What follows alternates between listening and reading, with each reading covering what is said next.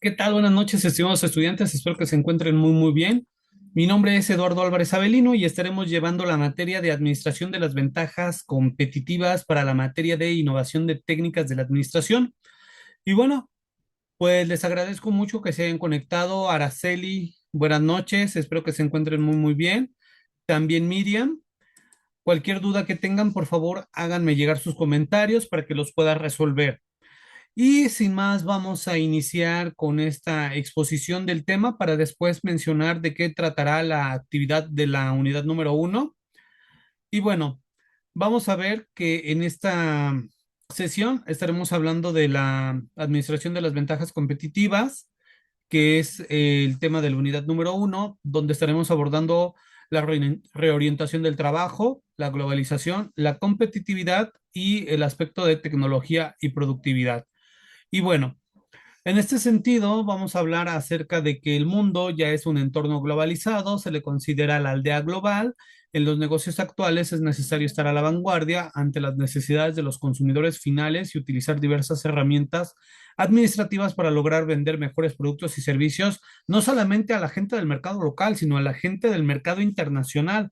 Para ello necesitamos mejorar la parte de la gestión de la administración con estas innovaciones técnicas, que son aquellas mejoras que se le hace a la parte de la gestión con la intención de desarrollar empresas cada vez más competitivas, es decir, que puedan estar a la misma altura que cualquier otra empresa de otra parte del mundo, que tengan las características mínimas necesarias para poder competir a escala mundial. Y el objetivo es identificar tendencias actuales de la administración, analizando la importancia, antecedentes, conceptos, principios, características y el impacto en procesos productivos y competitividad. Y claro, más adelante estaremos hablando de lo que ha sido el boom en estos últimos años, que es precisamente la inteligencia artificial, que quien lo sepa utilizar adecuadamente llevará a cabo estas innovaciones técnicas que puedan ir todavía más allá para poder lograr una mejora en esta competitividad. Lo que buscamos es comprender la evolución histórica del trabajo y su impacto en la administración, analizar el proceso de globalización, desarrollar ventajas competitivas que sean únicas y poco copiables y comprender la relación entre tecnología y productividad empresarial. Vamos a ver hacia dónde va la reorientación en el trabajo y Andrés Oppenheimer hablaba de Sálvese quien pueda, que es un libro que habla desde el 2010 aproximadamente, años más, años menos, perdón si no me acuerdo de la fecha, pero que se hablaba prácticamente de que en el futuro muy cercano, muchas profesiones y oficios van a ser desbancados por la tecnología, principalmente por los robots, médicos, meseros, profesores van a ser reemplazados en ese sentido. Por eso hablaba de su libro Sálvese quien pueda. Esto da a entender que los trabajos anteriormente eran en ambientes no controlados, eran a la intemperie, eran agrícolas, mano de obra. Ahora ya estamos en oficina, ya estamos sentados, han cambiado los hábitos. Vamos a ver, vamos a entender un poco hacia dónde va. Tenemos tres experiencias dentro de la modificación o de integración internacional. De 1870 a 1930 se habla de la primera ola de globalización. Es un periodo caracterizado todavía por el colonialismo y las primeras experiencias de integración económica global. El mundo quería ser uno solo para poder mejorar en sus intercambios en cuestiones políticas, tecnológicas, pero viene un quiebre con la Segunda Guerra Mundial. En estas fechas, cuando se viene lo que es el final de la Segunda Guerra Mundial, el nuevo orden económico mundial, Estados Unidos emerge como la nación más poderosa del mundo, cobra fuerza desde la década de los 50, está la Guerra Fría y hay un resurgimiento del nuevo orden económico y después en la tercera fase se consolida el capitalismo con la caída en 1989 del muro de Berlín, la perestroika que viene a traer abajo lo que es el bloque socialista y por lo tanto pues hay un cambio en donde vemos que el neoliberalismo, la globalización toman más fuerza y ahora todos los países buscan estar conectados de tal forma que beneficie principalmente el aspecto económico sobre la base comercial. Los rasgos diversos y relevantes que caracterizan esta reorientación del trabajo es que ya pasamos del petróleo y electricidad, terminó el conflicto árabe-israelí, que todavía sigue dentro de la parte de de Palestina, pero Arabia Saudita ya terminó con esa parte. El libre comercio y el proteccionismo, que ahora estamos buscando un mundo todavía más libre en términos de comercio. Estamos todavía con luchas contra el imperialismo, los medios de comunicación masivos, las guerras comerciales de Estados Unidos y China, auge de Japón y China como potencias, y el feminismo y nuevos sujetos sociales. Examinar qué fueron y por qué se presentaron y qué efectos tuvieron dichas integraciones significa acercarnos un poco más a la comprensión de nuestro presente. Bueno, y esta es una parte muy pequeña, todavía habrá que analizarlo desde una parte más amplia. Con esto simplemente lo hacemos más pequeño, lo reducimos a una simplificación que nos ayuda a entender, pero falta ver demasiados aspectos. Las tecnologías que emergieron fue el circuito integrado, el silicio, las computadoras personales. Cabe la pena mencionar que estamos hablando de las computadoras personales porque las computadoras a partir de la Segunda Guerra Mundial ya existían las computadoras, pero eran grandes salas que hacían cómputos de datos de una forma un poco más lenta y requerían bastante energía eléctrica, comunicación telefónica, ahora una comunicación vía celular, el transistor, que ya se dejó de utilizar, la televisión a color, ahora con nuevas tecnologías, la calculadora electrónica que facilita los cálculos, pero ahora ya también se ha venido desfasando y la masificación del automóvil. Ahora vemos un cambio en el marco productivo, ahora ya se hacen otro tipo de manufacturas, otros productos que se requieren y con diferentes procesos. Ahora ya se pasó de manufacturas tradicionales textiles al desarrollo de productos electrónicos con importante componente tecnológico que incluso ya tienen el Internet de las cosas, que ya pueden pensar por sí mismas. Bueno, es algo que podríamos mencionar, que ya están programadas para poder dar para que nos ayuden a tomar decisiones. Vaya, pues la concentración urbana, un fenómeno de gentrificación que también viene pegado dentro de la concentración urbana, núcleos urbanos concentrados, los mejores parámetros en materia de salud, empleo y educación, y automatización y computación, perdón. Hay un ambiente complejo, retracción, escasez de recursos, inflación, altas tasas de interés y costos crecientes. Vale la pena mencionar que la automatización y computación aparecen en muchas empresas, aumentando en gran medida sus recursos y potencialidades. Ahora no concebimos a una empresa que se digne de llamar empresa bien consolidada, que no tenga una computadora con la cual pueda llevar a cabo parte del registro de sus procesos. Modificaciones en la fuerza laboral. Aquí hablamos que existe una expansión capitalista y tecnológica, ahora la división del trabajo en fábricas y de fábricas en regiones, el crecimiento de actividades administrativas y de servicios. Ahora ya, pues difícilmente vemos a gente que trabaje con la parte de mano de obra. No quiero decir que no existan, sino que ahora somos más personas y simplemente es el hecho de que ahora la parte de la educación ya la estamos llevando así, en línea a través de un dispositivo tecnológico a partir de un software que fue creado para esta comunicación en tiempo real, cosa que antes se hubiera pensado tanto imposible, ¿no? O por lo menos que tardaría un poco más. Los trabajos especializados que antes habían eludido a las mujeres comenzaron a estar disponibles y el colapso del ingreso de las clases trabajadoras. El sector pobre en el mundo es por hoy el sector trabajador. Ahora pues hay limitación de la jornada de trabajo, derecho a la huelga, cosas que antes no existían, derecho a la organización sindical, derechos a vacaciones, a derechos de la madre obrera, subvenciones al desempleo y seguros de enfermedad y retiros. Bueno, vamos a irnos un poco más al nuevo orden económico mundial o nuevo orden económico internacional, como se le pueda conocer. Hay la Segunda Guerra Mundial impulsó el capitalismo porque precisamente Estados Unidos queda y emerge como potencia debido a que los norteamericanos ayudan a que se termine esta parte de la guerra con los nazis, con los fascistas italianos y con el imperialismo japonés.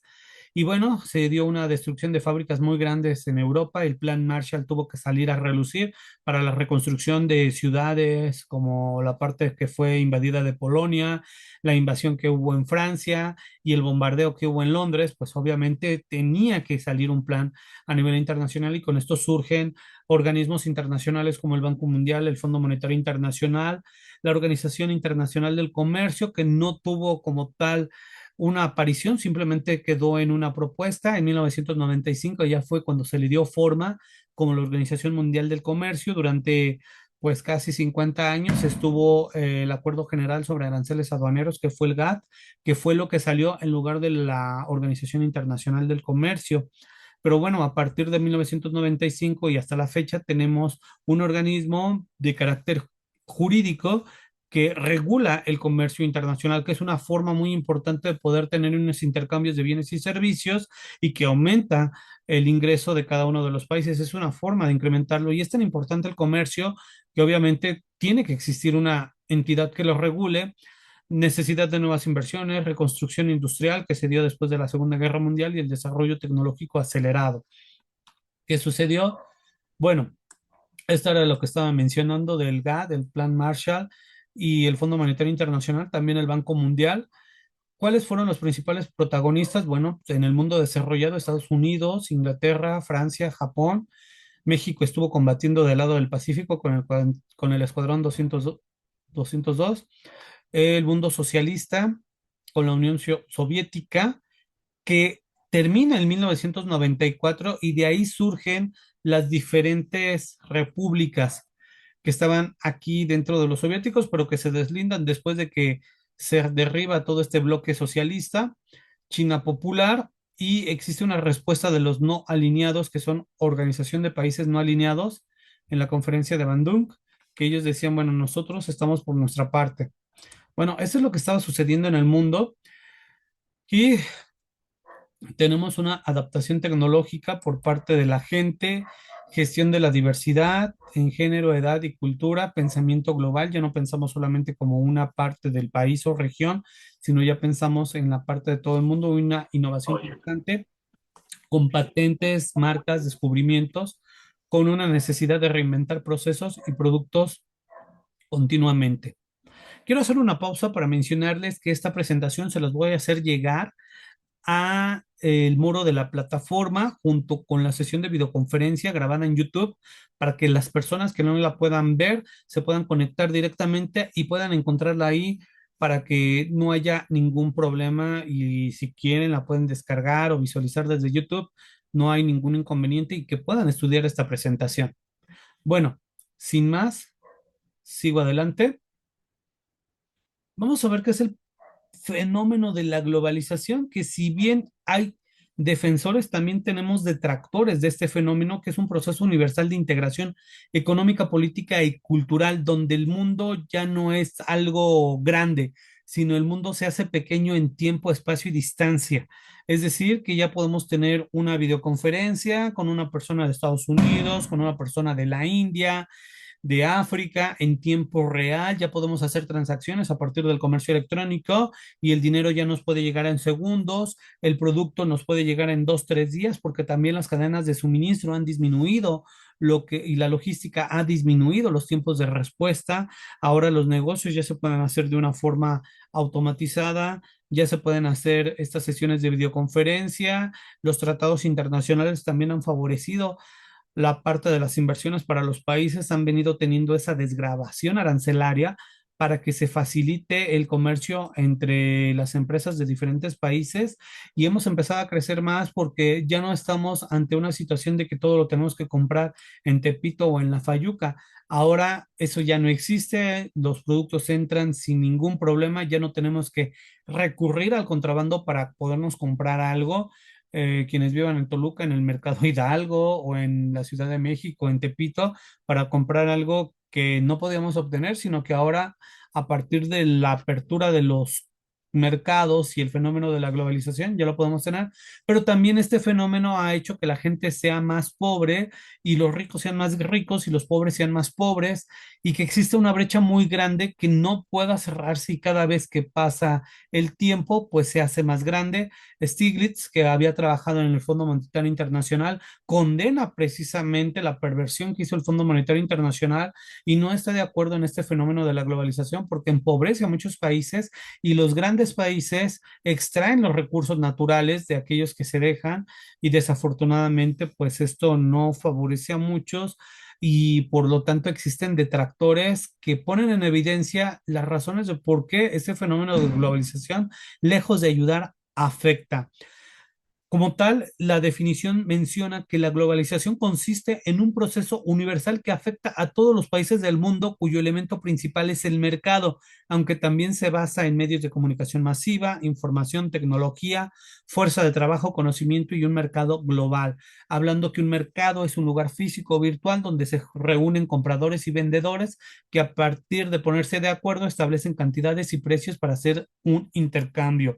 Y bueno, principalmente, el actor principal es el mercado, donde las fuerzas que son oferta y demanda determinan el movimiento del flujo de bienes y servicios. Pero también tenemos la comunicación. Ahora podemos ver la noticia de que van a lanzar en Cabo Cañaveral Artemis y por lo tanto esa información también nos llega sesgado real o mal informada, pero también nos está llegando. Antes teníamos que dejar pasar más tiempo. Ahora ya la información es en tiempo real con la tecnología que tenemos actualmente, la fuerza de trabajo que está más enfocada a la parte de los servicios, el conocimiento ya está disponible para todos, a partir de Internet se ha democratizado el conocimiento y el mercado global que ayuda a tener alianzas entre los bloques comerciales de los diferentes países para poder llevar a cabo esos intercambios que son tan benéficos desde el punto de vista económico. Pero Stiglitz nos dice, la globalización consiste en la integración más estrecha de los países y pueblos del mundo provocada por la reducción de los costos de transporte y la comunicación y el desmantelamiento de barreras artificiales a los flujos de bienes, servicios, tecnología, conocimientos y personas a través de las fronteras. Bueno, los dice Stiglitz y vale la pena tomarlo en cuenta porque, pues, al estar en el Fondo Monetario Internacional y hablar acerca de las desventajas de la globalización, podemos entender que la forma en cómo se estuvieron analizando los pueblos africanos da a entender que vio de primera mano las afectaciones que tenía la globalización en esos países. Algunos prefieren mundialización, pero al final de cuentas es solamente adornar la palabra como un eufemismo. Perdón que lo diga así, pero globalización o mundialización viene siendo lo mismo y utilizar globalización podría decirse que es lo más correcto. El diccionario de la Real Academia de la Lengua Española registra globalización, pero no mundialización.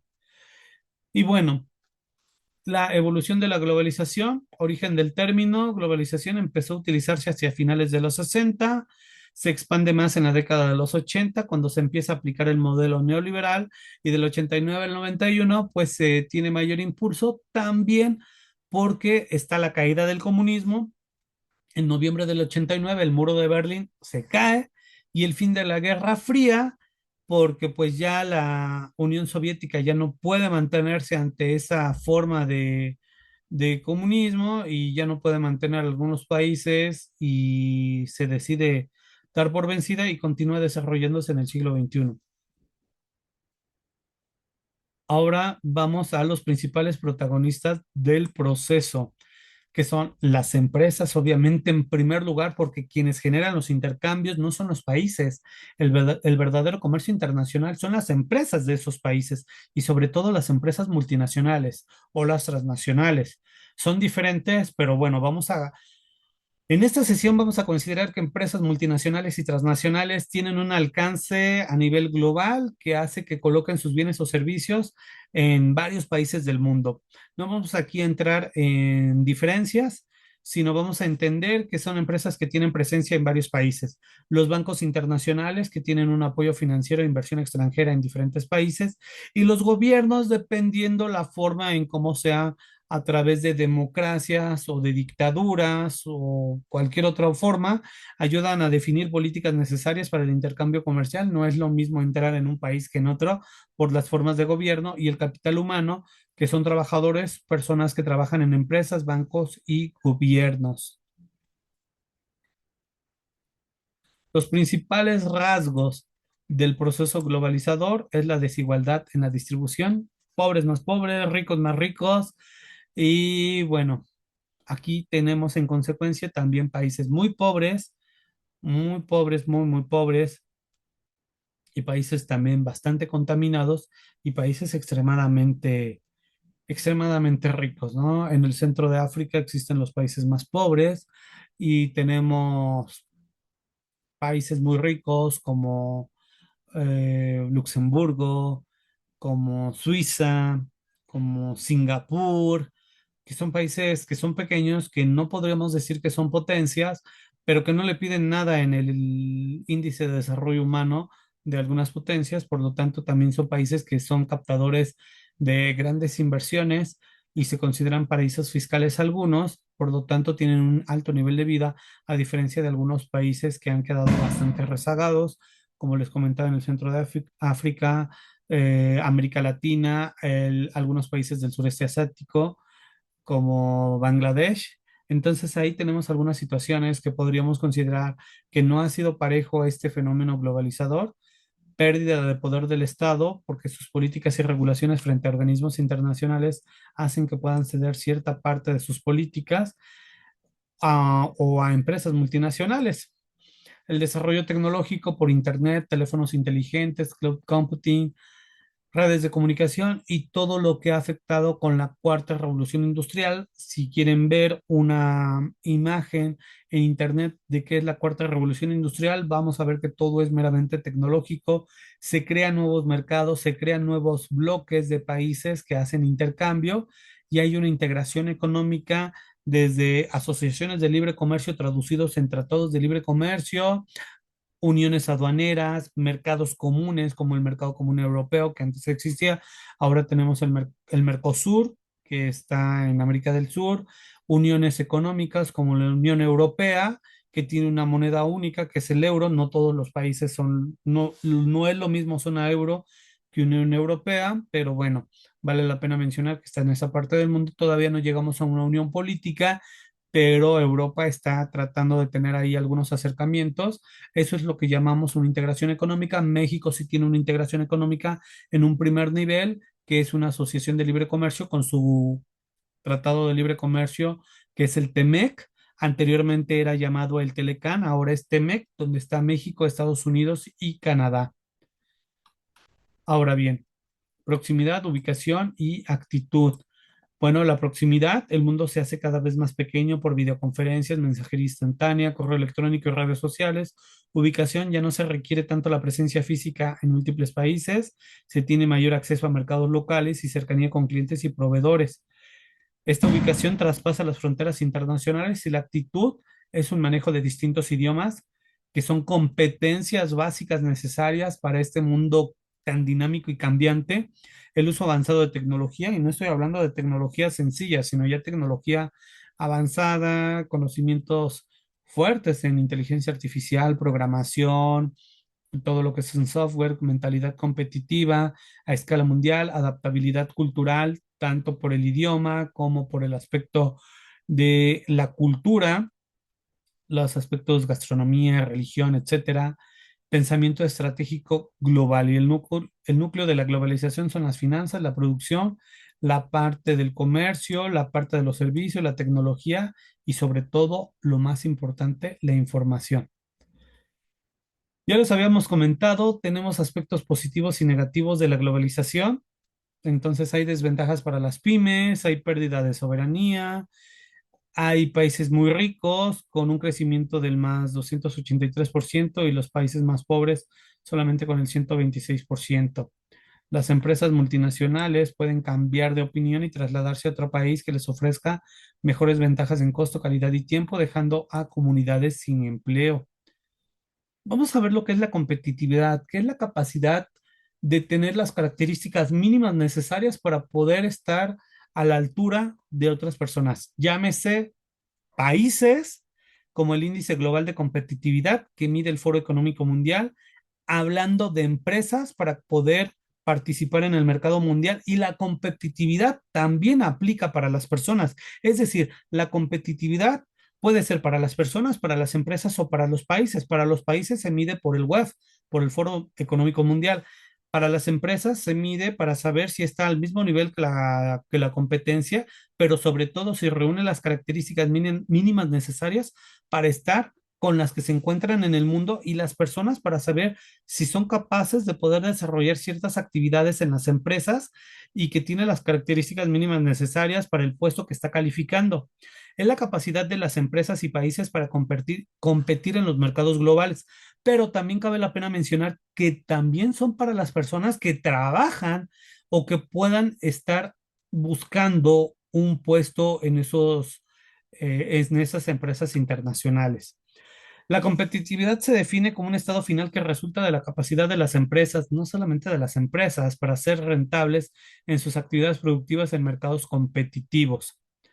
Bueno, la globalización nos ha mostrado cómo la competitividad desempeña un rol determinante en la vida económica de cada país.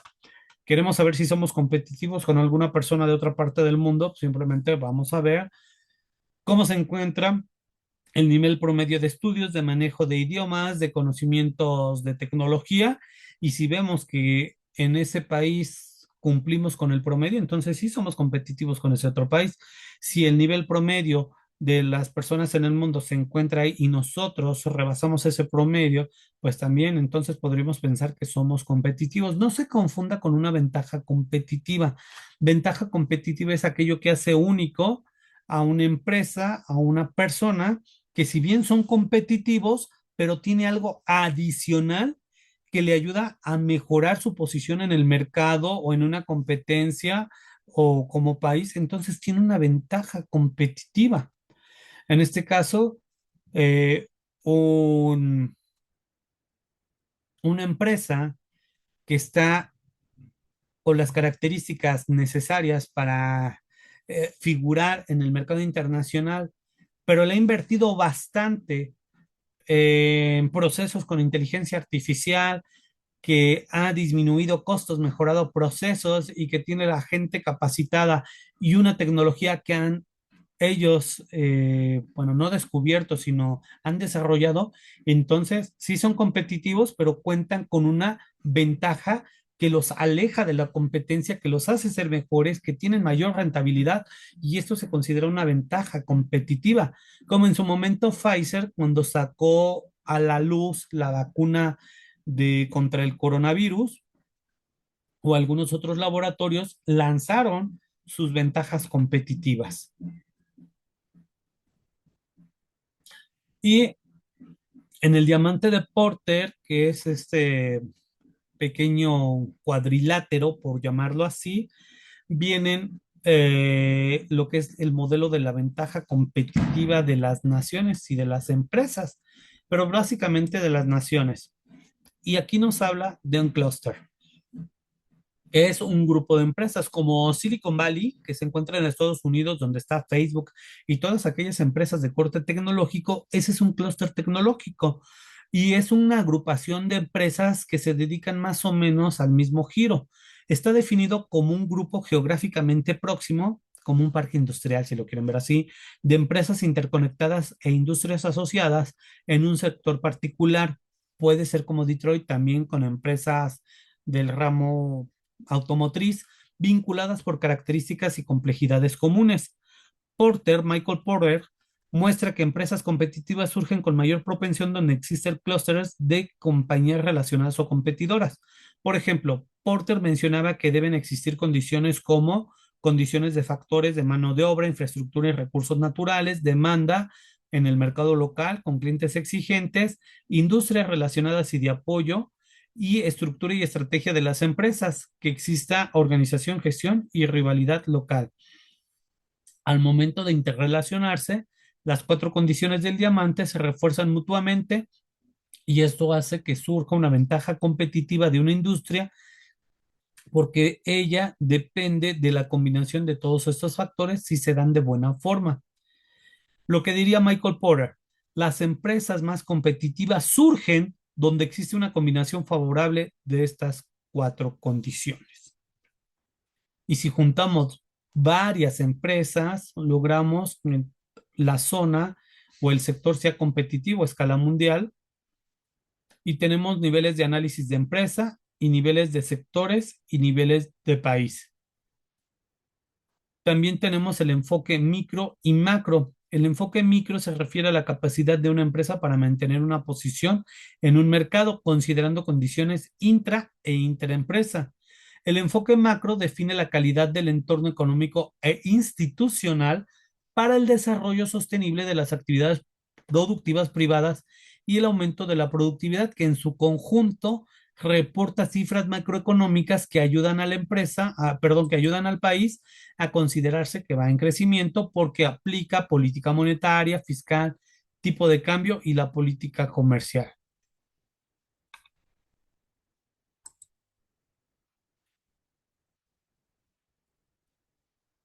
Ajá. Tenemos la definición de una ventaja competitiva, que en palabras simples es una ventaja que una compañía tiene respecto a otras compañías competidoras, que es única, que es superior, que se puede mantener en el tiempo y que es aplicable. Y ninguna característica diferenciadora constituye una ventaja competitiva si no proporciona una rentabilidad adicional.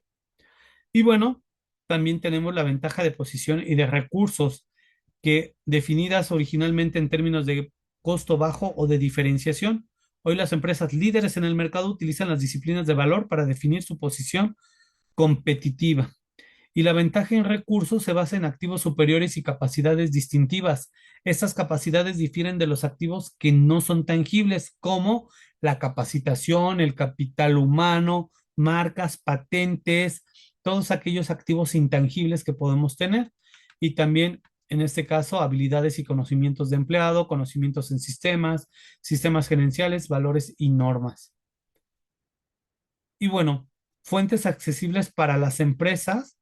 Tenemos la percepción del cliente, fuentes de ventaja competitiva como la percepción, el servicio al cliente, la innovación acompañada de propiedad intelectual, las relaciones con proveedores y clientes, cuestiones de marca, calidad, hablando de los aspectos de toda la familia de ISO 9000, recursos humanos y, aunque no lo crean, una última categoría es el precio, porque cuando la calidad se coloca por encima de los costos y del precio, el precio viene siendo algo que viene en tercer, en cuarto término.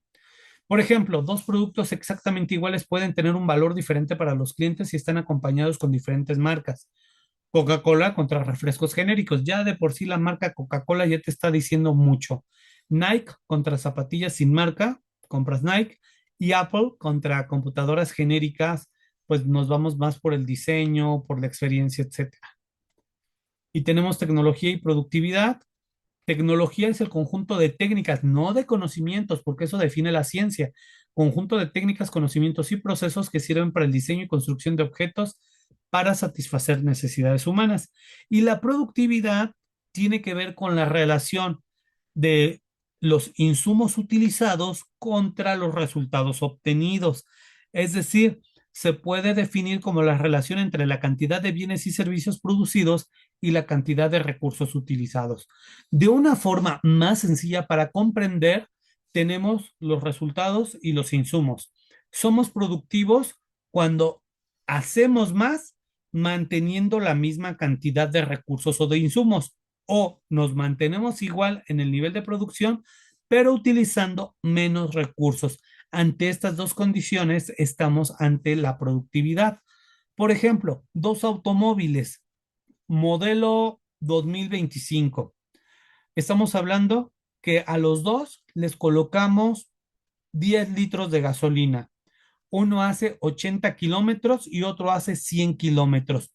Con los mismos recursos, con el mismo, bueno, con automóviles similares, uno tiene mayor rendimiento con la cantidad misma de gasolina. Fue más productivo porque hizo 20 kilómetros más.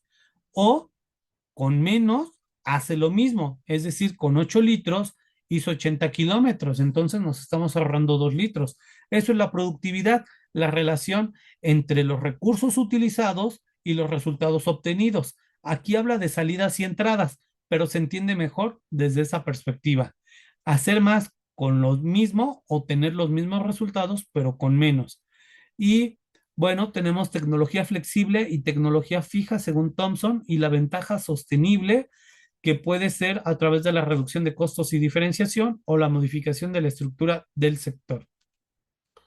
También factores que contribuyen a la productividad pueden ser factores externos o factores internos. La capacitación también es algo muy importante dentro de la competitividad y la productividad, perdón, de una organización.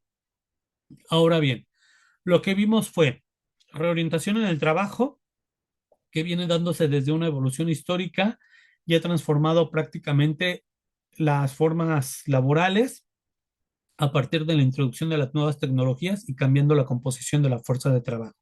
La globalización ha sido un proceso de integración mundial que presenta oportunidades y desafíos, adquiriendo una actitud abierta y capacidades globales de las empresas, que también, dicho sea de paso, ha hecho una brecha muy grande entre los países ricos y los países pobres. La competitividad es la capacidad de ser rentable en mercados competitivos, estar a la misma altura que los demás a nivel empresa, personal, sector y país, con énfasis en productividad y ventajas sostenibles que se deben mantener en el tiempo, que no pueden ser fácilmente copiadas. Y la tecnología y productividad, que es la relación intrínseca donde la tecnología habilita mejoras en la productividad, pero el factor humano sigue siendo el principal impulsor en la sociedad del conocimiento. Y bueno, ¿y todo esto qué tiene que ver con la parte de la administración o la innovación de las técnicas de la administración? Pues las empresas deben desarrollar ventajas competitivas sostenibles mediante la integración estratégica de personas, de procesos y tecnología, considerando tanto factores internos como externos en un mundo globalizado. Y bueno, tan fácil y sencillo como mencionar que la actividad para esta tarea, para esta primera unidad, es elaborar 35 diapositivas, donde 5 tiene que ver con lo que es portada, índice, introducción, la parte de las conclusiones al final y las fuentes de consulta, y que 30 sean que hablen acerca de la reorientación del trabajo, globalización, competitividad, tecnología y productividad. Ilustrado, por favor, recuerden que PowerPoint o Canva o Genially deben ser software que nos ayuden a vincular texto, imagen, sonido, movimiento, transiciones. No solamente dejen el texto así. Háganle, pónganle imágenes que representen. Recuerden, deben tener un fondo claro y una letra oscura para que se pueda hacer contraste. Y yo confío en que ustedes lo van a hacer bastante bien. Ante esta situación, ¿tienen alguna duda sobre el tema? El tema, bueno, la presentación se las voy a dejar colocada en el muro de la plataforma junto con el enlace de este video de YouTube. Y pues ya estaremos esperando que ustedes hagan la entrega. Si tienen alguna duda que por el momento no se les venga a la mente, pueden contactarme a través del correo electrónico o del muro de la plataforma, mandarme un mensaje y yo con mucho gusto les contesto. Esta sesión está siendo llevada a cabo el primer día que inicia para que sepan más o menos cómo se tiene que llevar a cabo. Se pueden apoyar de la presentación, pero ilustrándola, por favor, para que así puedan colocar información importante, datos destacados que les pueda ayudar bastante y un ejemplo de cuáles serían las innovaciones de las técnicas de la administración. ¿Tienen alguna duda o pregunta? Si no hay ninguna duda, les voy a pedir de favor que prendan su cámara para poder tomar una evidencia, sonríen ante la cámara y con mucho gusto daremos por terminada la sesión. Muchas gracias, Araceli. Estamos al pendiente de Miriam, Dulce, Jimena. Qué bien. Pues bueno, vamos a sonreír a la una, a las dos y a las tres. Muchas gracias, Jimena. Todavía pude sacar tu captura. Y Miriam, hola, ¿qué tal? ¿Cómo estás? Hola, profesor. ¿Qué tal? Buenas noches. Bueno, Buenas noches. saco otra captura. Muchas gracias, Miriam. Ya, tengo una segunda captura. Si tienen alguna duda, Profesor, yo, adelante. yo nada más le quiero comentar, estaba leyendo la unidad y trae muchas imágenes, pero intento leer y vienen como que las letras muy borrosas y muy chiquititas. Apóyate de Este, mi presentación y de ahí vas ajá. sacando las imágenes que tú consideres en internet. ¿Te Ah, parece ok. bien? Apóyate más de mi presentación. Sí, está bien, profesor. Les deseo una Muchas excelente gracias. noche a ustedes. Muchas gracias, profesor. Muchas gracias a ustedes y les mando un abrazo a la distancia y sobre todo que Dios les bendiga. Gracias, Bonita noche. maestro. Buenas Gracias, noches. profesor. Gracias, nos vemos la Igualmente, siguiente gracias. semana. Claro que sí, Bye. gracias. Bye. Bye.